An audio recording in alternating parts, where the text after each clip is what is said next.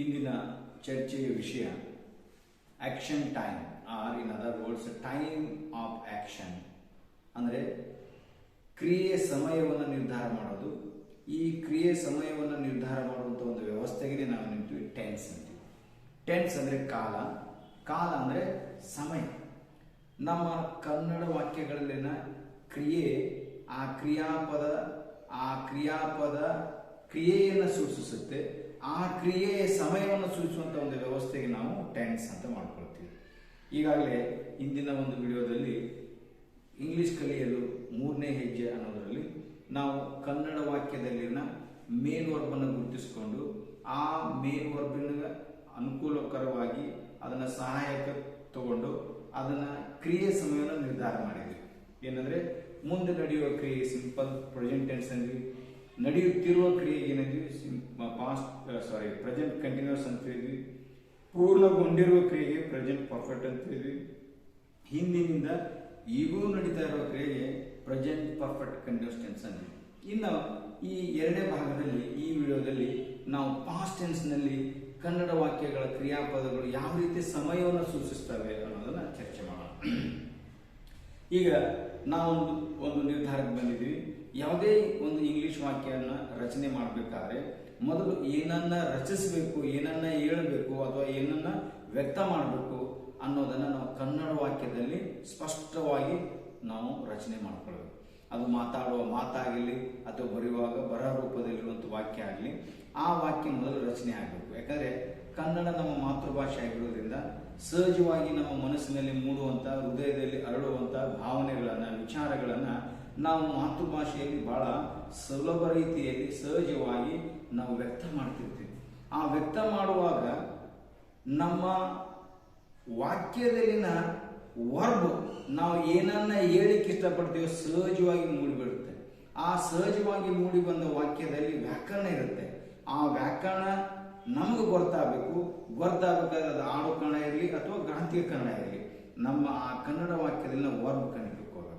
Verb ಎರಡು ರೀತಿಯಿಂದ ಬರ್ತಾ ಅಂತ ಹೇಳ್ತಾ ಇದ್ದೀನಿ. ಒಂದು ಹೆಲ್ಪಿಂಗ್ ವರ್ಬ್ ರೂಪದಲ್ಲಿ ಬರ್ಬೋದು ಅಥವಾ ಇನ್ನೊಂದು ಮೇನ್ ವರ್ಬ್ ರೂಪದಲ್ಲಿ ಬರ್ಬೋದು. ಇವತ್ತಿನ ಚರ್ಚೆಯ ನಮ್ಮ ವಿಷಯ ಮೇನ್ ವರ್ಬ್ ಅನ್ನ ಅಷ್ಟೇ ನಾವು ಚರ್ಚೆ ಮಾಡೋದು. ಈಗ ನಾನು ಒಂದು ಉದಾಹರಣೆಗೆ ಒಂದು ವಾಕ್ಯ ಬರೆದಿದ್ದೀನಿ. ನಾನು ನಿನ್ನೆ ಒಂದು ಕವನವನ್ನು ಬರೆದೆನು. ಇಲ್ಲಿ ಸಹಜವಾಗಿ ನಾನು ನಿಮ್ಗಾಗಲೇ ಹೇಳಿಬಿಟ್ಟಿದ್ದೀನಿ, ಯಾವುದೇ ಒಂದು ಕನ್ನಡ ವಾಕ್ಯ ನಾವು ಸಹಜವಾಗಿ ಬರೆದಾಗ ಸಹಜವಾಗಿ ನಾವು ಹೇಳುವಂತ ಎಲ್ಲ ವಿಚಾರಗಳನ್ನು ಆ ವಾಕ್ಯದಲ್ಲಿ ಮೂಡಿ ಬಂದಿರ್ತವೆ.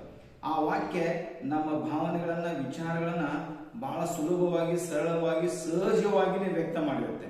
ಈಗ ಹೇಳಬೇಕಾಗಿದೆ, ಹೇಳಿದೆ ನಾನು ಈ ವಾಕ್ಯವನ್ನು ಇಂಗ್ಲಿಷ್ನಲ್ಲಿ ರಚನೆ ಮಾಡೋಕ್ಕಿಂತ ಮುಂಚೆ ಈ ಕನ್ನಡ ವಾಕ್ಯದಲ್ಲಿರುವಂತಹ 3 ಅಂಶಗಳು ನಮಗೆ ಖಾತ್ರಿಪಡಿಸ್ಕೊಳ್ಬೇಕು. ಒಂದು ವರ್ಬ್ ಯಾವುದು, ಎರಡನೇದು ಸಬ್ಜೆಕ್ಟ್ ಯಾವುದು, ಮೂರನೇದು ಆಬ್ಜೆಕ್ಟ್. ನಮ್ಮ ಕನ್ನಡ ವಾಕ್ಯದಲ್ಲಿ ಈ ಪದಗಳು ಎಲ್ಲಂದ್ರಲ್ಲಿ ಬರ್ಬೋದು. ಪ್ರಾರಂಭದಲ್ಲಿ ಬರ್ಬೋದು, ವರ್ಬ್ ಕೊನೆಗೂ ಬರ್ಬೋದು, ಮಧ್ಯದಲ್ಲಿ ಬರ್ಬೋದು. ಅದೇ ರೀತಿ ಸಬ್ಜೆಕ್ಟ್ ಕೂಡ ಪ್ರಾರಂಭದಲ್ಲಿ ಬರ್ಬೋದು, ಮಧ್ಯದಲ್ಲಿ ಬರ್ಬೋದು, ಕೊನೆಯಲ್ಲಿ ಬರ್ಬೋದು. ಆದರೆ ನಮ್ಮ ಈ ಕನ್ನಡ ವಾಕ್ಯದಲ್ಲಿನ ಪದಗಳ ಸ್ಥಳ ಎಲ್ಲಂದ್ರಲ್ಲಿ ಬರ್ಬೋದು. ಆದರೆ ಇಂಗ್ಲಿಷ್ನಲ್ಲಿ ಆ ರೀತಿ ಇಲ್ಲ. ಇಂಗ್ಲಿಷ್ ಒಂದು ಫಿಕ್ಸ್ ಲ್ಯಾಂಗ್ವೇಜ್ ಇರೋದ್ರಿಂದ ಅಲ್ಲಿ ಸಬ್ಜೆಕ್ಟ್ ಮೇಲೆ ವಾಕ್ಯ ಪ್ರಾರಂಭ ಆಗಬೇಕು, ಪಕ್ಕದಲ್ಲಿ ವರ್ಬ್ ಬರಬೇಕು ಮತ್ತು ಆಬ್ಜೆಕ್ಟ್. ಇದು ಫಿಕ್ಸ್ ಆಗಿರೋದ್ರಿಂದ ಫಿಕ್ಸ್ ಅಲ್ಲದ ನಮ್ಮ ಕನ್ನಡ ವಾಕ್ಯದಲ್ಲಿ ಬಂದಿರುವಂತ ಈ ವರ್ಬ್ ಅನ್ನ, ಸಬ್ಜೆಕ್ಟ್ ಅನ್ನ, ಆಬ್ಜೆಕ್ಟ್ ಅನ್ನು ಗುರುತಿಸಿಕೊಂಡು ಆ ಟೆನ್ಸಿಗೆ ಅನುಗುಣವಾಗಿ ಆ ಸೂತ್ರದಡಿಯಲ್ಲಿ ನಾವು ವಾಕ್ಯವನ್ನ ಇಂಗ್ಲಿಷ್ ನಲ್ಲಿ ರಚನೆ ಮಾಡಿಬಿಟ್ರೆ ಇಂಗ್ಲಿಷ್ ವಾಕ್ಯಗಳು ಸರಿ ಇರಲಿಕ್ಕೆ ಸಾಧ್ಯ. ಆದ್ರಿಂದ ಇಂಥ ವಾಕ್ಯವನ್ನು ನಾನು ನಿನ್ನೆ ಒಂದು ಕವನವನ್ನು ಬರೆದೆನು. ನಾವು ಮಾತಾಡುವಾಗ ಅಥವಾ ಬರೆಯುವಾಗ ಈ ವಾಕ್ಯದಲ್ಲಿ ಪದಗಳು ಹಿಂದೆ ಮುಂದೆ ಮಾಡಬಹುದು ನಾವು ಸಹಜವಾಗಿ. ನಿನ್ನೆ ಒಂದು ಕವನವನ್ನು ಬರೆದೆನು ನಾನು ಅನ್ಬಹುದು, ಅಥವಾ ಒಂದೊಂದ್ಸಲ ಪ್ರಾರಂಭ ಹಿಂಗ ಅನ್ಬೋದು, ಬರದೆ ನಾನು ನಿನ್ನೆ ಒಂದು ಕವನ ಬರೆದೆ, ಈ ರೀತಿನೂ ಅನ್ಬೋದು. ನಾವು ಯಾವ ರೀತಿ ಪದಗಳನ್ನು ಜೋಡಿಸಿದ್ರು ಕನ್ನಡದಲ್ಲಿ ಅದು ಅರ್ಥ ಆಗುತ್ತೆ. ಯಾಕಂದ್ರೆ ಮಾತೃಭಾಷೆ ಮತ್ತು ಕನ್ನಡ ವಾಕ್ಯ ನಾವು ಇಡಿಯಾಗಿ ನೋಡೋದ್ರಿಂದ ಅಲ್ಲಿ ಏನನ್ನ ಹೇಳಲಿಕ್ಕೆ ನಾವು ಬಯಸ್ತೀವಿ ಅನ್ನೋದು ಅದು ನಮಗೆ ಅರ್ಥ ಆಗುತ್ತೆ. ಆದರೆ ಇಂಗ್ಲಿಷ್ ವಾಕ್ಯಗಳು ಪದಗಳ ಆ ಸ್ಥಳಗಳು ನಿರ್ಧಾರ ಆಗಿರೋದ್ರಿಂದ, ಫಿಕ್ಸ್ ಇರೋದ್ರಿಂದ ನಾವು ಅಲ್ಲಿ ಯಾವ ರೀತಿ ಬದಲಾವಣೆ ಮಾಡಲಿಕ್ಕೆ ಸಾಧ್ಯ ಇಲ್ಲ. ಆದ್ರಿಂದ ಫಿಕ್ಸ್ ಆಗಿರುವಂತಹ ಸೂತ್ರಗಳಡಿಯಲ್ಲಿ ಸಬ್ಜೆಕ್ಟ್ ಯಾವುದು, ವರ್ಬ್ ಯಾವುದು ನಾವು ಮಾರ್ಕ್ ಮಾಡಿಕೊಂಡು ಕನ್ನಡದಿಂದ ಆ ಸೂತ್ರದಲ್ಲಿ ಪದಗಳನ್ನು ನಾವು ಇಂಗ್ಲಿಷ್ ವಾಕ್ಯ ರೂಪದಲ್ಲಿ ರಚಿಸಬಹುದು ಸುಲಭ. ಆದ್ರಿಂದ ಈ ವಾಕ್ಯದಲ್ಲಿ ಮೊದಲಿಗೆ ನಾವು ಪ್ರಾರಂಭದಲ್ಲಿ ಯಾವುದೇ ಕನ್ನಡ ವಾಕ್ಯ ಇಂಗ್ಲಿಷ್ ಬರೋಕ್ಕಿಂತ ಮುಂಚೆ ಮಾರ್ಕ್ ಮಾಡಬೇಕಾಗಿದ್ದು ವರ್ಬನ್ನೇ. ವರ್ಬ್ ಇಲ್ಲಿ ಬರೆದೆನು, ಇಲ್ಲಿ ಬರೆಯೋದು ಒಂದು ಕ್ರಿಯೆ ಆದ್ರಿಂದ ಬರೆಯೋದನ್ನು ವರ್ಬ್, ಎಂತ ವರ್ಬ್, ಕ್ರಿಯೆಯನ್ನ ಸೂಚಿಸುವಂತ ಪದ, ಅದಕ್ಕೆ ನಾವು ಮೇನ್ ವರ್ಬ್ ಅಂತೀವಿ. ಮೇನ್ ವರ್ಬ್ ಅಂದ್ರೆ ಮುಖ್ಯ ಕ್ರಿಯಾಪದ, ಕ್ರಿಯೆಯನ್ನ ಸೂಚಿಸುವಂತ ಪದ. ಇಲ್ಲಿ ಕ್ರಿಯೆ ಸಿಕ್ತು ಅಂದ್ರೆ ಇಲ್ಲಿ ಕ್ರಿಯೆ ಮಾಡೋರು ಯಾರು ನೋಡ್ಕೋ, ಬರೆಯೋದೇನು, ಬರೆದವ್ರು ಯಾರು, ನಾನು, ಸಬ್ಜೆಕ್ಟ್. ಇವೆರಡು ಪದಗಳು ಸ್ಪಷ್ಟವಾಗಿ ಸಿಕ್ಕ ನಂತರ ಪದೇ ಪದೇ ನಾವು ಪ್ರಶ್ನೆ ಮಾಡಿಕೊಂಡು ಈ ವಾಕ್ಯದಲ್ಲಿರುವಂತ ಕೆಲಸವನ್ನು ಸೂಚಿಸುವಂತ ಪದ ಯಾವುದು, ಕ್ರಿಯೆಯನ್ನು ಸೂಚಿಸುವಂತ ಪದ ಯಾವುದು ಕಂಡುಕೊಂಡ್ಮೇಲೆ ಈ ಕ್ರಿಯೆ ಮಾಡಿದವರು ಯಾರು ಅಂತ ಪ್ರಶ್ನೆ ಮಾಡ್ಕೊಂಡಾಗ ಸಿಗುವಂತ ಶಬ್ದ ಸಬ್ಜೆಕ್ಟ್ ಅಂತೀವಿ. ಇವು ಎರಡೂ ಪದಗಳು ನಮಗೆ ಸ್ಪಷ್ಟವಾಗಿ ನಿಖರವಾಗಿ ಗುರುತು ಮಾಡ್ಕೊಂಡ ನಂತರ ಮಿಕ್ಕೆಲ್ಲಾ ಪದಗಳನ್ನು ಆಬ್ಜೆಕ್ಟ್ ಅಂತ ತಗೊಂಡ್ಬಿಡ್ಬೇಕು ಸದ್ಯದಲ್ಲಿ. ಆದ್ರಿಂದ ಈ ವಾಕ್ಯದಲ್ಲಿ ನಾವು ಮೇನ್ ವರ್ಬ್ ಅನ್ನ ಬರೆದನು ಅಂತೇಳಿ, ನಾನು ಅನ್ನೋದು ಸಬ್ಜೆಕ್ಟ್, ಮಿಕ್ಕೆಲ್ಲಾ ಪದಗಳನ್ನ ಆಬ್ಜೆಕ್ಟ್ ಅಂತ ತಗೊಂಡ್ವಿ. ಮತ್ತೆ ಮೇನ್ ವರ್ಬಿಗೆ ನಾವು ಪುನಃ ಹೋಗಿ ಆ ಮೇನ್ ವರ್ಬ್ ಅನ್ನ ಪದೇ ಪದೇ ಒಂದು 2-3 ಸರಿ ಗಮನ ಕೊಟ್ಟು ಸೂಕ್ಷ್ಮವಾಗಿ ನೋಡಿದಾಗ ಅಲ್ಲಿ ಬರೆಯುವ ಕ್ರಿಯೆ ಸಮಯ ನಿರ್ಧಾರ ಆಗುತ್ತೆ. ನೋಡ್ರಿ, ಬರೆದೇನು, ಬರೆದೇನು, ಬರೆದೇನು ಅಂದ್ರೆ ಬರೆಯುವ ಕ್ರಿಯೆ ಮುಗಿದು ಹೋಗಿದೆ. ಮುಗಿದು ಹೋಗಿದೆ ಅಂದಮೇಲೆ ಅದು ಇಲ್ಲ, ಬರೆದೇನು ಅಷ್ಟೇ, ಮುಗಿದು ಹೋಗಿದೆ ಅಂದಮೇಲೆ ಅದು ಪಾಸ್ಟ್ ಟೆನ್ಸ್. ಈ ಪಾಸ್ಟ್ ಟೆನ್ಸ್ ನಲ್ಲಿ ಯಾವ್ದಂದ್ರೆ ಇದಕ್ಕೆ ಸಿಂಪಲ್ ಪಾಸ್ಟ್ ಟೆನ್ಸ್ ಅಂತೀವಿ. ನೋಡ್ರಿ, ನಿನ್ನೆ, ಮೊನ್ನೆ, ಹೋದ ವಾರ, 2 ವಾರಗಳ ಹಿಂದೆ, 10 ವರ್ಷಗಳ ಹಿಂದೆ, ಹಿಂಗೆ ಸಮಯವನ್ನು ಸೂಚಿಸುವಂತ ಪದ ಇದೆ. ಈ ಪದವನ್ನ ನಾವು ನೋಡಿದಾಗ ಇದು ಪಾಸ್ಟ್ ಟೆನ್ಸ್ ನಲ್ಲಿರುವಂತ ವಾಕ್ಯ. ಆ ಪಾಸ್ಟ್ ಟೆನ್ಸ್ ನಲ್ಲಿ ಒಂದು ಕ್ರಿಯೆ ಇದೆ. ಎಂತ ಕ್ರಿಯೆ? ಮುಗಿದು ಹೋದ ಕ್ರಿಯೆ. ಈ ರೀತಿ ನಮ್ಮ ಕನ್ನಡ ವಾಕ್ಯದಲ್ಲಿ ಮುಗಿದು ಹೋದ ಕ್ರಿಯೆಯನ್ನು ಸೂಚಿಸುವಂತ ಮೇನ್ ವರ್ಬ್ ಇದ್ರೆ ಅದಕ್ಕೆ ನಾವು ಸಿಂಪಲ್ ಪಾಸ್ಟ್ ಟೆನ್ಸ್ ಅಂತ ಇದು ಗುರುತಿಸಬೇಕು. ನಾನು ಪ್ರಾರಂಭದಲ್ಲಿ ನಾನೆಲ್ಲವನ್ನು ವಿವರವಾಗಿ ಹೇಳ್ತಾ ಹೋಗ್ತೀನಿ, ಆದ್ರೆ ನಿಮಗೆ ಇದು ನಿಖರವಾಗಿ ಪರಿಪೂರ್ಣವಾದ ಜ್ಞಾನ ಸಿಗಲೇಬೇಕು. ಆದ್ರಿಂದ ನಾನು ಒಂದು ವಾಕ್ಯದ ಮೂಲಕ ಕ್ರಿಯೆ ಸಮಯವನ್ನು ಸೂಚಿಸುವಾಗ ಅದು ಯಾವ ಟೆನ್ಸ್ ಆಗುತ್ತೆ ಅಂತ ಹೇಳ್ತೀನಿ. ಆದ್ರೆ ಈ ವಾಕ್ಯದ ಈ ಸಿಂಪಲ್ ಪಾಸ್ಟ್ ಟೆನ್ಸ್ ನಲ್ಲಿನ ವಾಕ್ಯಗಳನ್ನ ಯಾವ ರೀತಿ ನಾವು ಸೂತ್ರಗಳ ಮೂಲಕ ರಚಿಸಬಹುದು, ಅಲ್ಲಿ ಅಫರ್ಮೇಟಿವ್ ಸೆಂಟೆನ್ಸ್ ಹೆಂಗಿರ್ತವೆ, ನೆಗೆಟಿವ್ ಹೆಂಗಿರ್ತವೆ, ಇಂಟ್ರಾಗೇಟಿವ್ ಹೆಂಗೆ, ನೆಗೆಟಿವ್ ಇಂಟ್ರಾಗೇಟಿವ್, ಇದಕ್ಕೆ ಪೂರಕವಾಗಿ ಬೇರೆ ಬೇರೆ ಬೇರೆ ಸೂತ್ರಗಳು, ನಿಯಮಗಳು ಇರ್ತವೆ. ಅದನ್ನೆಲ್ಲಾನು ನಾನು ವಿವರವಾಗಿ ನನ್ನ ಒಂದು ವಿಡಿಯೋದಲ್ಲಿ ಸಿಂಪಲ್ ಪಾಸ್ಟ್ ಟೆನ್ಸ್ ಒಂದು ವಿಡಿಯೋದಲ್ಲಿ ವಿವರವಾಗಿ ಹೇಳ್ತೀನಿ, ಚರ್ಚೆ ಮಾಡಿರ್ತೀನಿ. ಅದರಿಂದ ದಯವಿಟ್ಟು ನೀವು ಈ ಟೆನ್ಸ್ ಅನ್ನ ಖಂಡಿತವಾಗಿ ನೀವು ಪೂರ್ಣ ಮಾಹಿತಿಯನ್ನು ಪಡ್ಕೋಬೇಕಂದ್ರೆ ಆ ವಿಡಿಯೋವನ್ನ ನೋಡಲೇಬೇಕು. ಆ ವಿಡಿಯೋ ನಾನು ಟೈಟಲ್ ಕೊಟ್ಟಿದ್ದು ಸಿಂಪಲ್ ಪಾಸ್ಟ್ ಟೆನ್ಸ್ ಅಂತ. ಅದ್ರ ದಯವಿಟ್ಟು ನೀವು ಅದನ್ನ ನೋಡ್ಕೊಂಡ್ರೆ ನಿಮಗೆ ಇಡೀ ವಾಕ್ಯದಲ್ಲಿ ಬರುವಂತ ಎಲ್ಲಾ ಪದಗಳ ಸೂತ್ರಗಳು ಸಿಕ್ಬಿಡ್ತಾವೆ. ಆದ್ರಿಂದ ಇಲ್ಲಿ ಬರೆಯುವ ಕ್ರಿಯೆ ಮುಗಿದೋಗಿದೆ, ಅದಕ್ಕೆ ಇದು ಪಾಸ್ಟ್. ಎಂತ ಪಾಸ್ಟ್? Simple past. ಹೋದನು, ನಿನ್ನೆ ಅವನು ಬೆಂಗಳೂರಿಗೆ ಹೋದನು. ಹೋದನು ಅಂದ್ರೆ ಹೋಗೋ ಕ್ರಿಯೆ ಮುಗಿದೋಯ್ತು. ನಾನು ಸಹಜವಾಗಿ ಮತ್ತೊಂದು ಉದಾಹರಣೆ, ನಿನ್ನೆ ಆ ಮುದುಕ ಸತ್ತನು ಅಂದ್ರೆ ಕ್ರಿಯೆ ಮುಗಿದೋಯ್ತು. ಬ್ರಿಟಿಷರು 100 ವರ್ಷ ನಮ್ಮನ್ನು ಆಳಿದರು, ಆಳೋ ಕ್ರಿಯೆ ಮುಗಿದೋಗಿದೆ. ನಿನ್ನೆ ಅವರು ನಮ್ಮ ಮನೆಗೆ ಬಂದರು. ನಿನ್ನೆ ಅವಳು ನನಗೆ ಒಂದು ಪತ್ರವನ್ನು ಕೊಟ್ಟಳು, ಕೊಡುವ ಕ್ರಿಯೆ ಮುಗಿದೋಗಿದೆ.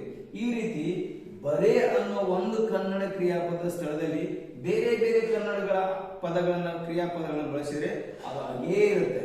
ಬರೇ ಸ್ಥಳದಲ್ಲಿ ಕಲಿತೆನು, ಗೆಲ್ಲು ಗೆದ್ದೆನು, ಹೋಗು ಹೋದೆನು, ಊಟ ಮಾಡು ಊಟ ಮಾಡಿದೆನು, ಕೊಡು ಕೊಟ್ಟೆನು, ಇದೇ ರೀತಿ ಬರಬೇಕು. ಕನ್ನಡದಲ್ಲಿ ಬರೆದಿರ್ತೀವಿ. ಈ ರೀತಿ ಮುಗಿದು ಹೋದ ಕ್ರಿಯೆಯನ್ನು ಸೂಚಿಸುತ್ತೆ ಅಂದ್ರೆ ಆ ಇಡೀ ವಾಕ್ಯವನ್ನ ಸಿಂಪಲ್ ಪಾಸ್ಟ್ ಟೆನ್ಸ್ ಇನ ಸೂತ್ರದಡಿಯಲ್ಲಿ ಇಂಗ್ಲಿಷ್ ನ ರಚಿಸ್ಕೋಬೇಕು. ಇದು ನಾವು ತಿಳ್ಕೊಳ್ಬೇಕು. ಆದ್ರಿಂದ ಇಡೀ ವಾಕ್ಯ ಇಲ್ಲಿ ಒಂದು ಕ್ರಿಯೆ, ಆ ಕ್ರಿಯೆ ಮುಗಿದು ಹೋದ ಕ್ರಿಯೆಯ ಸಮಯವನ್ನು ಸೂಚಿಸುತ್ತೆ. ಅದಕ್ಕೆ ನಾವು ಇಲ್ಲಿ ಸಿಂಪಲ್ ಪಾಸ್ಟ್ ಟೆನ್ಸ್ ಅಂತ ಹೇಳ್ತೇವೆ. ಈ ರೀತಿ ಒಂದು ವರ್ಬನ್ನು ನೋಡಿ. ಇನ್ನೊಂದು ವಾಕ್ಯ, ನಾನು ನಿನ್ನೆ ಒಂದು ಕವನವನ್ನು ಬರೆಯುತ್ತಿದ್ದೆನು. ಬರೆದೇನು ಅನ್ನುವಾಗ ನಾವು ಮುಗಿದೋದ ಕ್ರಿಯೆ ಬಗ್ಗೆ ಹೇಳ್ತಿರ್ತೀವಿ. ಸಹಜವಾಗಿ ಆ ಕ್ರಿಯೆ ನಡೀತಾ ಇತ್ತಂದಾಗ ನಾವು ಹಿಂಗೆ ಹೇಳ್ತೀವಿ, ಇನ್ನು ನಾನು ನಿನ್ನೆ ಒಂದು ಕವನವನ್ನು ಬರೆಯುತ್ತಿದ್ದೇನೆ. ಇಲ್ಲಿ ಬರೆಯುತ್ತಿದ್ದೇನು ಮೇನ್ ವರ್ಬ್, ಬರೀತಾ ಇರೋನು ನಾನು ಸಬ್ಜೆಕ್ಟ್, ಮಿಕ್ಕೆಲ್ಲಾ ಪದಗಳು ಆಬ್ಜೆಕ್ಟ್. ನೋಡ್ರಿ, ಇಲ್ಲಿ ಮತ್ತೆ ಮೇನ್ ವರ್ಬ್ ಅನ್ನ ನಾವು ಸೂಕ್ಷ್ಮ ಗಮನಿಸ್ತಾ ಮನಸ್ಸಿನಲ್ಲಿ ಅದನ್ನ ಪುನರಾವರ್ತನೆ ಮಾಡ್ಕೊಳ್ಳೋದು. ಬರೆಯುತ್ತಿದ್ದೇನು, ಬರಿತಾ ಇದ್ದೇನು ಪಾಸ್ಟ್. ಹೆಂಗಿದ್ದೆ? ಬರಿತಾ, ಬರೆಯೋ ಕ್ರಿಯೆ ಮಾಡ್ತಾ ಇದ್ದೇನು. ಇದಕ್ಕೆ ಕಂಟಿನ್ಯೂಸ್. ಯಾವ ಕಂಟಿನ್ಯೂಸ್? Past continuous. ಈಗಾಗಲೇ ನಾವು ಒಂದು ಕಂಟಿನ್ಯೂಸ್ ಕಲ್ತಿದ್ವಿ, ಯಾವುದು? Present continuous. ಪ್ರೆಸೆಂಟ್ ಕಂಟಿನ್ಯೂಸ್ ಸದ್ಯ ನಡೀತಾ ಇದೆ. ಬರೆಯುತ್ತಿದ್ದೇನೆ, ಇದು ಬರಿತಾ ಇದ್ದೇನು. ನಿನ್ನೆ ಮೊನ್ನೆ ಹೋದ ವಾರ ಆಗ ಆ ಸಮಯದಲ್ಲಿ ಬ್ರಿಟಿಷರು 1947 ಮುಂಚೆ ನಮ್ಮನ್ನು ಆಳುತ್ತಾ ಇದ್ದರು. ನಿನ್ನೆ ಅವಳು ಟಿವಿ ನೋಡುತ್ತಿದ್ದಳು. ನಿನ್ನೆ ಅವರು ಇಲ್ಲಿ ಕ್ರಿಕೆಟ್ ಆಡುತ್ತಿದ್ದರು, ಆಡ್ತಾ ಇದ್ದರು. ಇದು ಕಂಟಿನ್ಯೂಸ್, ಎಂತ ಕಂಟಿನ್ಯೂಸ್, ಪಾಸ್ಟ್ ಕಂಟಿನ್ಯೂಸ್. ಮತ್ತೆ ವಿಶೇಷವಾಗಿ ಈ ವಾಕ್ಯ ರಚನೆಯ ಸೂತ್ರಗಳು ನಾನು ಮತ್ತೊಂದು ವಿಡಿಯೋದಲ್ಲಿ ಚರ್ಚೆ ಮಾಡಿದ್ದೀನಿ. ದಯವಿಟ್ಟು ಆ ವಿಡಿಯೋ ಪಾಸ್ಟ್ ಕಂಟಿನ್ಯೂಸ್ ಅಂತಾನೆ ಹೆಸರು ಕೊಟ್ಟಿದ್ದೀವಿ, ಟೈಟಲ್ ಇರೋದು. ಅದರ ಅಡಿಯಲ್ಲಿ ನೀವು ಇಡೀ ಈ ಟೆನ್ಸ್ ನಲ್ಲಿ ಬಳಸಬಹುದಾದ ಸೂತ್ರ, ಅದರಲ್ಲಿ ನೆಗೆಟಿವ್ ಇಂಟ್ರಾಗೇಟಿವ್, ನೆಗೆಟಿವ್ ಇಂಟ್ರಾಗೇಟಿವ್ ಮತ್ತೆ ಸಣ್ಣ ಸಣ್ಣ ನಿಯಮಗಳು ಕೂಡ ನಾನು ವಿವರವಾಗಿ ಹೇಳ್ತೀನಿ. ದಯವಿಟ್ಟು ಇದನ್ನು ಇಂಗ್ಲಿಷ್ ನಲ್ಲಿ ರಚಿಸುವಂತಹ ಒಂದು ಸೂತ್ರ, ಆ ಸೂತ್ರವನ್ನು ನೀವು ಅಭ್ಯಾಸ ಮಾಡಿ ರೂಢಿ ಮಾಡಿಕೊಂಡು ನೀವು ಇಂಗ್ಲಿಷ್ ವಾಕ್ಯಗಳನ್ನು ರಚನೆ ಮಾಡ್ಕೊಳ್ಬಹುದು. ನಾನು ನಿನ್ನೆ ಒಂದು ಕವನವನ್ನು ಬರೆಯುತ್ತಿದ್ದೆನು. ಈ ಬರೆಯ ಸ್ಥಳದಲ್ಲಿ ನಿಮ್ಮ ಮನಸ್ಸಿಗೆ ಬಂದಂತ ಬೇಕಾದ ಕ್ರಿಯೆಯನ್ನು ಹಾಕಿದ್ರು. ಬರೆಯುತ್ತಿದ್ದೆನು, ಕಲಿಯುತ್ತಿದ್ದೆನು, ಹೋಗುತ್ತಿದ್ದೆನು, ನೋಡುತ್ತಿದ್ದೆನು. ಈ ಅಕ್ಷರಗಳು ಬರಲೇಬೇಕು. ಇಲ್ಲಿ ಕ್ರಿಯೆ ಮೂಲ ರೂಪ ಬದಲಾಗಬಹುದು, ಆದರೆ ಮುಂದಿನ ಅಕ್ಷರಗಳು ಬರಲೇಬೇಕು. ಕಲಿಯುತ್ತಿದ್ದೆನು, ಹೋಗುತ್ತಿದ್ದೆನು, ನೋಡುತ್ತಿದ್ದೆನು, ಆಡುತ್ತಿದ್ದೆನು, ಊಟ ಮಾಡುತ್ತಿದ್ದೆನು ಇರಲೇಬೇಕು. ಮತ್ತು ಒಂದು ವೇಳೆ ಇಲ್ಲಿ ಸಬ್ಜೆಕ್ಟ್ ನಾನು ಪರವಾಗಿ ಬೇರೆ ಯಾವ ಸಬ್ಜೆಕ್ಟ್ ಆ ಸಬ್ಜೆಕ್ಟಿಗೆ ಅನುಗುಣವಾಗಿ ಬದಲಾಗ್ತಾರೆ. ಅವನು ಬರೆಯುತ್ತಿದ್ದನು, ಅವಳು ಬರೆಯುತ್ತಿದ್ದಳು, ಅವರು ಬರೆಯುತ್ತಿದ್ದರು. ಇವು ಬಹಳ ಮುಖ್ಯವಾದ ಪದಗಳು. ಮಿಕ್ಕೆಲ್ಲಾ ಪದಗಳ ಆಬ್ಜೆಕ್ಟ್ ಇರೋದ್ರಿಂದ ಮೊದಲ ಇದನ್ನ ಕಂಡು ಹಿಡ್ಕೊಂಡು ನಂತರ ಇದನ್ನ ಕಂಡು ಹಿಡ್ಕೊಂಡು ಆ ಇಂಗ್ಲಿಷ್ ಸೂತ್ರದಡಿಯಲ್ಲಿ ಮುಖ್ಯವಾಗಿ ಇವುಗಳನ್ನ ನಾವು ಬರೆದು ನಂತರದಲ್ಲಿ ಎಷ್ಟೆಲ್ಲ ಪದಗಳು ಬರಲಿ ಅವನ್ನ ನಂತರದಲ್ಲಿ ನಾವು ಜೋಡಿಸ್ಕೋಬಹುದು. ಇಂಗ್ಲಿಷ್ ಸೂತ್ರ ಹೇಗಿದೆ? ಸಬ್ಜೆಕ್ಟ್ ವರ್ಬ್ ಆಬ್ಜೆಕ್ಟ್, ಅದಕ್ಕೆ ಸಬ್ಜೆಕ್ಟ್ ಆನಂತರ ಪಕ್ಕದಲ್ಲಿ ವರ್ಬ್ ಇಟ್ಕೊಂಡು ಮಿಕ್ಕೆಲ್ಲಾ ಪದಗಳನ್ನ ಆಬ್ಜೆಕ್ಟ್ ಆಗಿ ನಂತರದಲ್ಲಿ ಇಡಬಹುದು. ಇದಕ್ಕೆ ನಾವು ಕಂಟಿನ್ಯೂಸ್, ಎಂತ ಕಂಟಿನ್ಯೂಸ್, ಪಾಸ್ಟ್ ಕಂಟಿನ್ಯೂಸ್. ಬರೆಯುತ್ತಿದ್ದೆನು, ಬರಿತಾ ಇದ್ದೆನು. ನಿನ್ನೆ ನಾವು ಕ್ರಿಕೆಟ್ ಆಡುತ್ತಿದ್ದೆವು, ಆಡ್ತಾ ಇದ್ದೆವು. ಆ ಮುದುಕನು ಈ ಗುಡಿಸಿನಲ್ಲಿ ವಾಸಿಸುತ್ತಾ ಇದ್ದನು, ಪಾಸ್ಟ್ ಕಂಟಿನ್ಯೂಸ್. ಇನ್ನೊಂದು ವಾಕ್ಯನ, ನಾನು ನಿನ್ನೆ ಒಂದು ಕವನವನ್ನು ಬರೆದಿದ್ದೆನು ಮೇನ್ವರ್, ನಾನು ಸಬ್ಜೆಕ್ಟ್, ಮಿಕ್ಕೆಲ್ಲ ಪದಗಳು ಆಬ್ಜೆಕ್ಟ್. ಇಲ್ಲಿ ನಾನು ಒಂದೇ ತರದ ವಾಕ್ಯಗಳನ್ನು ಬರೆದರೂ ಕೂಡ ಆ ವಾಕ್ಯದಲ್ಲಿ ಬಳಸಿಕೊಂಡಂತ ವರ್ಬ್ ಬದಲಾಗ್ತಾ ಇದೆ. ಈ ಬದಲಾಗೋದು ಅಂದ್ರೆ ಕ್ರಿಯೆಯ ಸಮಯವನ್ನ ಬದಲಾಗೋದು, ಅದನ್ನ ಗುರುತಿಸಬೇಕು. ಆದ್ರಿಂದ ಬರೆದಿದ್ದೇನು ಸ್ವಲ್ಪ 2-3 ಸಾರಿ ನಾವು ಲಕ್ಷ್ಯ ಕೊಟ್ಟು ಅಂದಾಗ ಬರೆದಿದ್ದೇನು, ಬರೆದು ಇದ್ದೇನೆ ಬೇರೆ, ಇದ್ದೇನು ಪಾಸ್ಟ್ ಟೆನ್ಸ್ ಅನ್ಕೋ. ಆ ಪಾಸ್ಟ್ ಟೆನ್ಸ್ ಬರೆದು ಇದ್ದೇನು, ಬರೆಯುವ ಕ್ರಿಯೆ ಪೂರ್ಣಗೊಳಿಸಿದ್ದೇನು, ಪೂರ್ಣ ಇತ್ತು, ಅದಕ್ಕೆ ಪರ್ಫೆಕ್ಟ್. ಎಂತ ಪರ್ಫೆಕ್ಟ್? ಪಾಸ್ಟ್ ಪರ್ಫೆಕ್ಟ್, ಸಾರಿ ಇದು ಪಾಸ್ಟ್ ಒಳಗಿರುವಂತ ಪರ್ಫೆಕ್ಟ್. ಈಗ ಅಲ್ಲಿ ಒಂದು ಪರ್ಫೆಕ್ಟ್ ಕಲ್ತು ಬಂದಿದ್ದೀನಿ, ಪ್ರೆಸೆಂಟ್ ಪರ್ಫೆಕ್ಟ್. ಅದೇ ಹೇಗಿದೆ?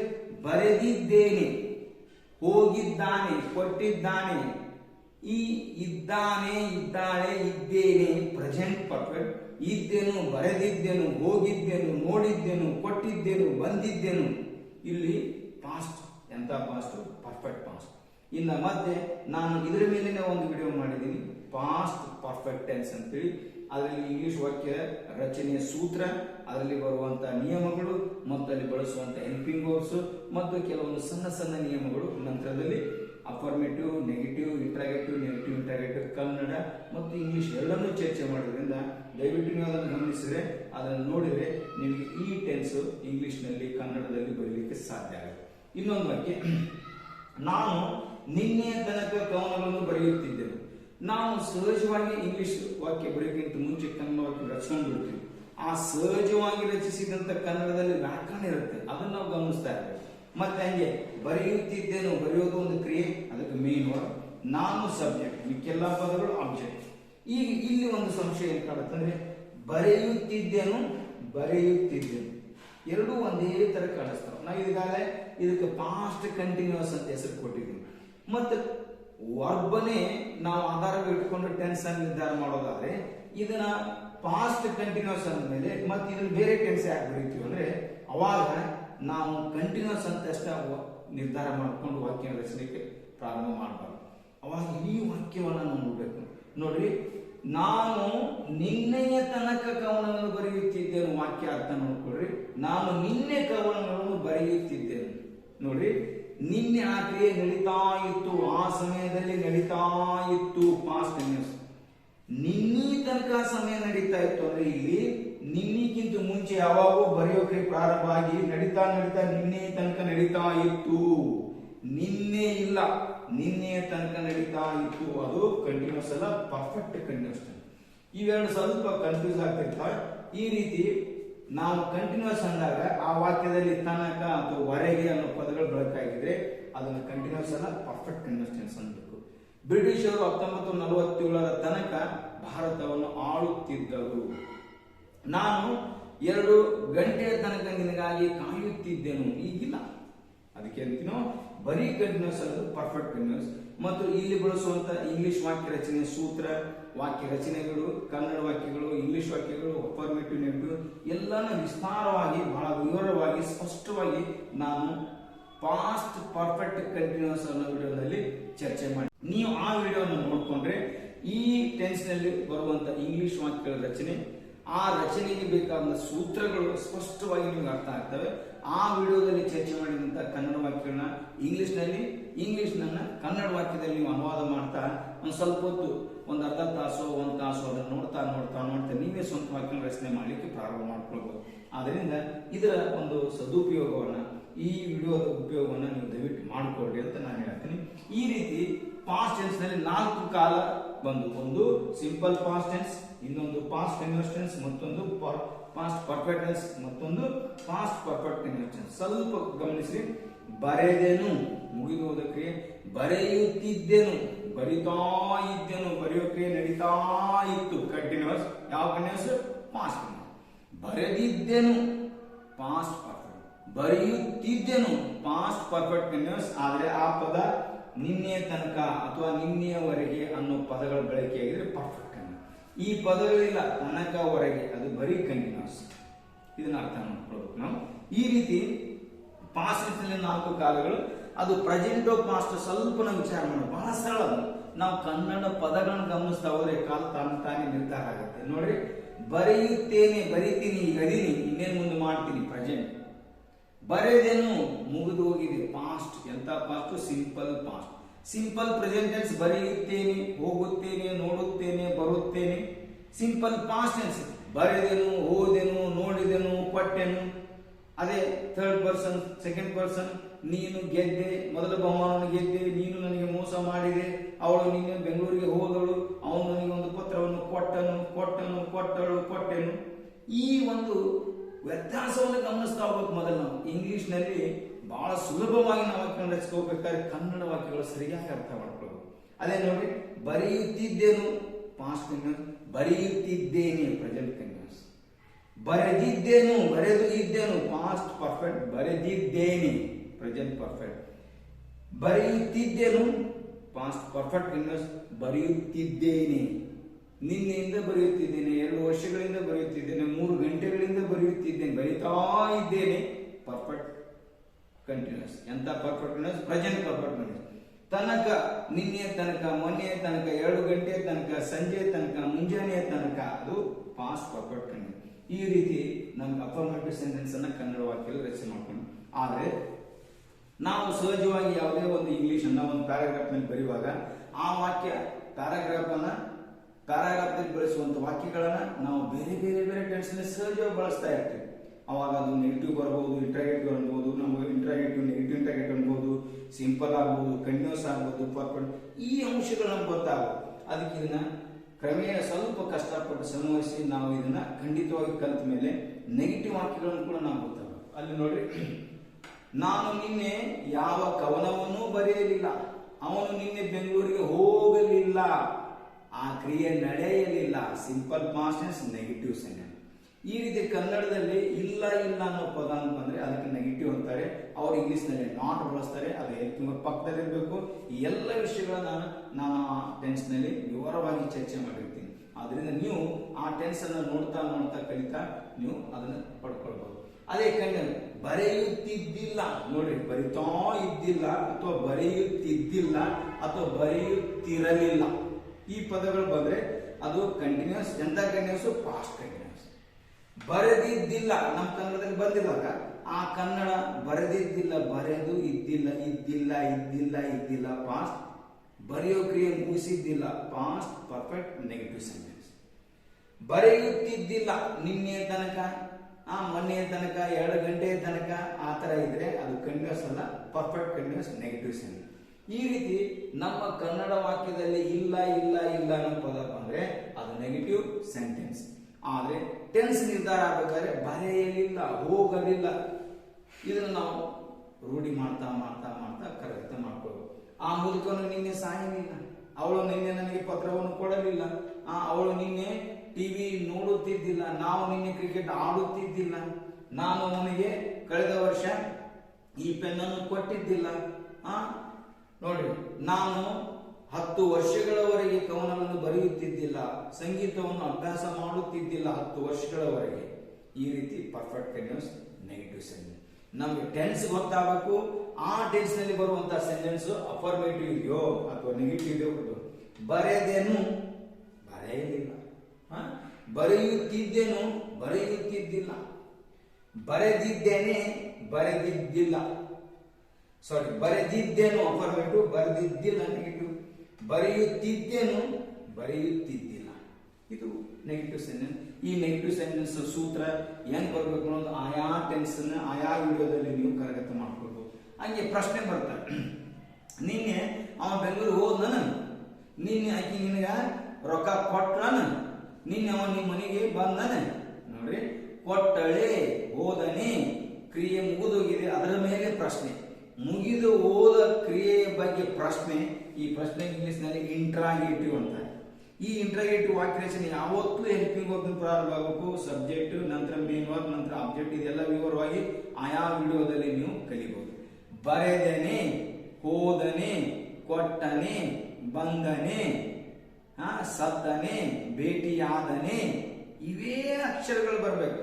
ನೀವು ಬಹಳ ಅಂದ್ರ ಕ್ರಿಯಾಪದದ ಮೂಲ ಕ್ರಿಯಾಪದದ ಮೊದಲ 1 ಅಥವಾ 2 ಅಥವಾ 3 ಅಕ್ಷರಗಳು ಬೇರೆ ಆದ್ರೂ ಕೂಡ ಇವು ಬರಲೇಬೇಕು. ಬರೆದೇನೆ, ಕಲಿತೇನೆ ಇರಲೇಬೇಕು. ಹೋಗು, ಹೋದೇನೆ, ಪಾಸ್ ಆದೇನೆ, ಬರೆಯುತ್ತಿದ್ದೇನೆ, ಬರಿತಾ ಇದ್ದೇನೆ, ನಾನು ನಿನ್ನೆ ಈ ಕವನವನ್ನು ಬರೆಯುತ್ತಿದ್ದೇನೆ, ನಿನ್ನೆ ಅವರು ಇಲ್ಲಿ ಕ್ರಿಕೆಟ್ ಆಡುತ್ತಿದ್ದರೆ, ಆಡ್ತಾ ಇದ್ದರೆ ಪಾಸ್ಟ್, ಮಾಡ್ತಾ ಕಂಟಿನ್ಯೂಸ್, ಪಾಸ್ಟ್ ಕಂಟಿನ್ಯೂಸ್, ಇಂಟ್ರಾಗೇಟಿವ್ ಪ್ರಶ್ನೆ. ನಡೀತಾ ಇದ್ದಂತ ಕ್ರಿಯೆ ಬಗ್ಗೆ ಪ್ರಶ್ನೆ, ಇಂಟ್ರಾಗೇಟಿವ್. ಅದೇ ನೋಡಿ, ಬರೆದಿದ್ದೇನೆ, ಅವನು ನಿನ್ನೆ ಬೆಂಗಳೂರಿಗೆ ಹೋಗಿದ್ದಾನೆ, ನೀವು ನಮ್ಮ ಮನೆಗೆ ನಿನ್ನೆ ಬಂದಿದ್ರೇನು ಪ್ರಶ್ನೆ, ಅದು ಇಂಟ್ರಾಗೇಟಿವ್. ಬಂದಿದ್ದರೆ ಅವಳು ಕಳೆದ ವರ್ಷ ನಿನ್ನನ್ನು ಭೇಟಿ ಆಗಿದ್ದಳೆ ಪ್ರಶ್ನೆ. ಈ ಭೇಟಿ ಆಗೋ ಕ್ರಿಯೆ ಬಗ್ಗೆ ಪ್ರಶ್ನೆ, ಪೂರ್ಣಗೊಂಡಂತ ಕ್ರಿಯೆ ಅದರ ಬಗ್ಗೆ ಪ್ರಶ್ನೆ. ಆ ಪ್ರಶ್ನೆ ಇಂಟ್ರಾಗೇಟಿವ್ ಅಂತೀವಿ. ಅದು ಎಂದೋ ಒಂದು ಕಾಲದಲ್ಲಿ ಪೂರ್ಣಗೊಂಡಿದ್ದ ಕ್ರಿಯೆ, ಪಾಸ್ಟ್ ಪರ್ಫೆಕ್ಟ್ ಟೆನ್ಸ್. ನಂತರ ಬರೆಯುತ್ತಿದ್ದೇನೆ, ನಾವು ಬರೆಯೋ ಒಂದು ವರ್ಬ್ ಅನ್ನು ತಗೊಂಡ್ಮೇಲೆ ಇಂಥವು ಕನ್ಫ್ಯೂಸ್ ಆಗ್ತಿರ್ತವೆ. ಬರೆಯುತ್ತಿದ್ದೇನೆ ಅವ ಮತ್ತೆ ಇಡೀ ವಾಕ್ಯ ನೋಡಬೇಕು. ಅಲ್ಲಿ ತನಕ, ವರೆಗೆ ಅನ್ನೋ ಪದಗಳು ಬಳಕೆಯಾಗಿ ಇತ್ತಂದ್ರೆ ಕಂಟಿನ್ಯೂಸ್, ಪರ್ಫೆಕ್ಟ್ ಕಂಟಿನ್ಯೂಸ್. ಆ ಪದಗಳು ಇಲ್ಲ, ಅವಾಗ ಅದು ಬರೀ ಪಾಸ್ಟ್ ಕಂಟಿನ್ಯೂಸ್ ಟೆನ್ಸ್. ಹಂಗೆ ನಮ್ಮ ವಾಕ್ಯದಲ್ಲಿ ಪ್ರಶ್ನೆಗಳ ಮೇಲೆ ಪ್ರಶ್ನೆಗಳು ಬರ್ಬೋದು. ಅವ ನಿನ್ನೆ ಬೆಂಗಳೂರಿಗೆ ಹೋಗ್ಲಿಲ್ಲನ, ನೀ ಅವಂಗ ಭೇಟಿ ಆಗ್ಲಿಲ್ಲನ, ಹೋಗ್ಲಿಲ್ಲನು, ಹೋಗದೇ ಇರುವ ಕ್ರಿಯೆ, ನಡೆಯದೇ ಇರುವ ಕ್ರಿಯೆ ಬಗ್ಗೆ ಪ್ರಶ್ನೆ, ಅದು ನೆಗೆಟಿವ್ ಪ್ರಶ್ನೆ. ಅದಕ್ಕೆ ಅವ್ರ ಇಂಗ್ಲಿಷ್ ನಲ್ಲಿ ನೆಗೆಟಿವ್ ಇಂಟ್ರಾಗೇಟಿವ್ ಏನಂತಾರೆ, ನೆಗೆಟಿವ್ ಇಂಟ್ರಾಗೇಟಿವ್ ಸೆಂಟೆನ್ಸ್. ನೋಡ್ರಿ, ಬರೆಯಲಿಲ್ಲ, ಮಾಡಲಿಲ್ಲವೇ, ಅವನು ನಿನ್ನೆ ಪಂದ್ಯವನ್ನು ಗೆಲ್ಲಲಿಲ್ಲವೇ, ಅವಳು ನಿನ್ನನ್ನು ಭೇಟಿ ಆಗಲಿಲ್ಲವೇ ಪ್ರಶ್ನೆ, ನೆಗೆಟಿವ್ ಪ್ರಶ್ನೆ. ಅದು ಯಾವ ರೀತಿ ರಚನೆ ಆಗಬೇಕು ಅನ್ನೋ ಸೂತ್ರ ನಾನು ಆ ಸಂಬಂಧಪಟ್ಟ ವಿಡಿಯೋದಲ್ಲಿ ಕೊಟ್ಟಿದ್ದೀನಿ, ದಯವಿಟ್ಟು ನೀವು ಅದನ್ನು ನೋಡ್ಬೇಕು. ಬರೆಯುತ್ತಿದ್ದಿಲ್ಲವೇ, ನೀ ನಿನ್ನೆ ಟಿವಿ ನೋಡಾಕತ್ತಿದ್ದಿಲ್ಲನ, ನೋಡ್ತಾ ನೋಡಾಕತ್ತಿದ್ದಿಲ್ಲನ, ಅವರು ನಿನ್ನೆ ಇಲ್ಲಿ ಕ್ರಿಕೆಟ್ ಆಡಾಕತ್ತಿದ್ದಿಲ್ಲನ, ಆಡ್ತಾ ಕಂಟಿನ್ಯೂಸ್ ಇದ್ದಿಲ್ಲವೇ, ನೆಗೆಟಿವ್ ಇಂಟ್ರಾಗೇಟಿವ್. ಬರೆದಿದ್ದಿಲ್ಲವೇ, ಬರೆದು ಇದ್ದಿಲ್ಲವೇ, ಬರೆದಿದ್ದಿಲ್ಲವೇ, ಪೂರ್ಣಗೊಂಡಿದ್ದಿಲ್ಲವೇ, ಪೂರ್ಣಗೊಂಡಿದ್ದ ಕ್ರಿಯೆಯ ಬಗ್ಗೆ ನೆಗೆಟಿವ್ ಪ್ರಶ್ನೆ. That's why it is called negative interrogative. How you have to form English sentence, so you can refer, you can use, you can see, you can watch the particular different video about past perfect tense. Then ಬರೆಯುತ್ತಿದ್ದಿಲ್ಲವೇ? ಬ್ರಿಟಿಷರು 1947 ತನಕ ನಮ್ಮನ್ನು ಆಳುತ್ತಿದ್ದಿಲ್ಲವೇ? ನಿನ್ನೆ ತನಕ ನಾವು ನಿಮಗೆ ಕಾಯುತ್ತಿದ್ದಿಲ್ಲವೇ? 10 ವರ್ಷಗಳವರೆಗೆ ಅವರು ನಮಗೆ ಮೋಸ ಮಾಡ್ತಿದ್ದಿಲ್ಲೇನು? ಮಾಡುತ್ತಲಿದ್ದಿಲ್ಲವೇ?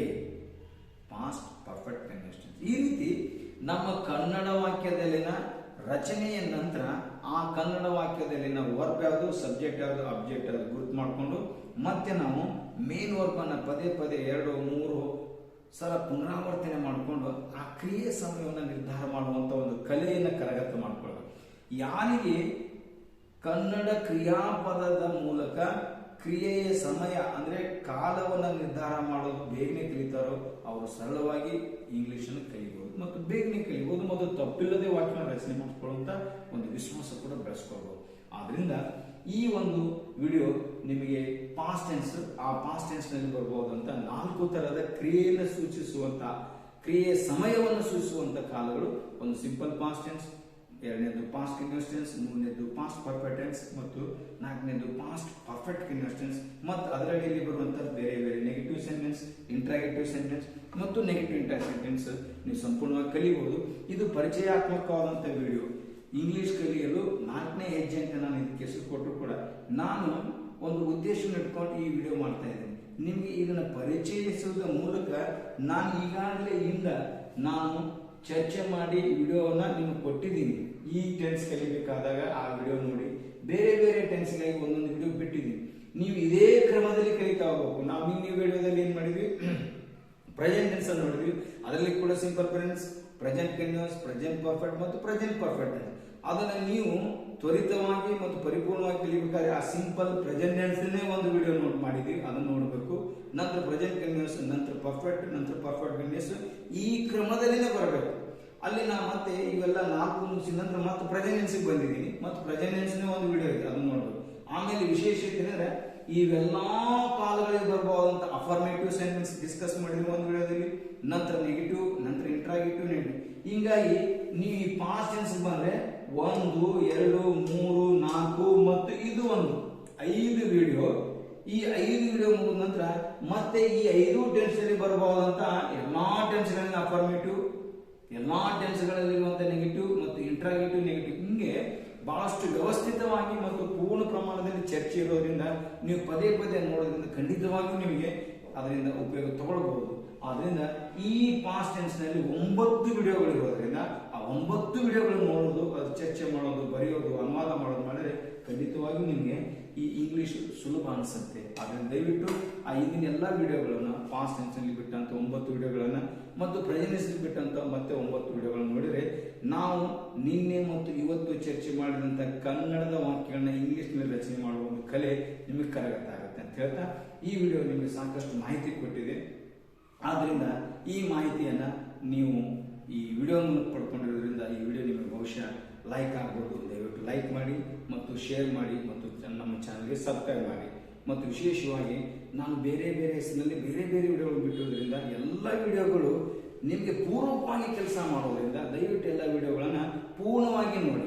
ನನ್ನ ಒಂದು ವಿನಂತಿ ನಿಮಗೆ ಮಾಡ್ಕೊಳ್ಳೋದ್ರೆ ಸುಮ್ಮನೆ 2 ನಿಮಿಷನೋ 5 ನಿಮಿಷನೋ 6 ನಿಮಿಷ ನೋಡಿದ್ರೆ ಇಡೀ ವಿಡಿಯೋದಲ್ಲಿರುವಂತಹ ವಿಷಯ ನಿಮ್ಗೆ ಗಮನಕ್ಕೆ ಬರೋದಿಲ್ಲ. ನಾನು ಪ್ರತಿಯೊಂದು ಹಂತದಲ್ಲಿ ಬೇರೆ ಬೇರೆ ಉದಾಹರಣೆಗಳನ್ನ, ಬೇರೆ ಬೇರೆ ಸೂತ್ರಗಳನ್ನ ಬೇರೆ ಬೇರೆ ರೀತಿಯಲ್ಲಿ ನಾನು ಕಲಿಸೋ ಪ್ರಯತ್ನ ಮಾಡಿದ್ರಿಂದ ಇಡೀ ಪ್ರಾರಂಭದಿಂದ ಕೊನೆಯವರೆಗೂ ವಿಡಿಯೋನ ನೋಡ್ರಿ. ಅವಾಗ ನಿಮ್ಗೆ ಖಂಡಿತವಾಗಿಯೂ ಆಸಕ್ತಿ ಹುಟ್ಟುತ್ತೆ.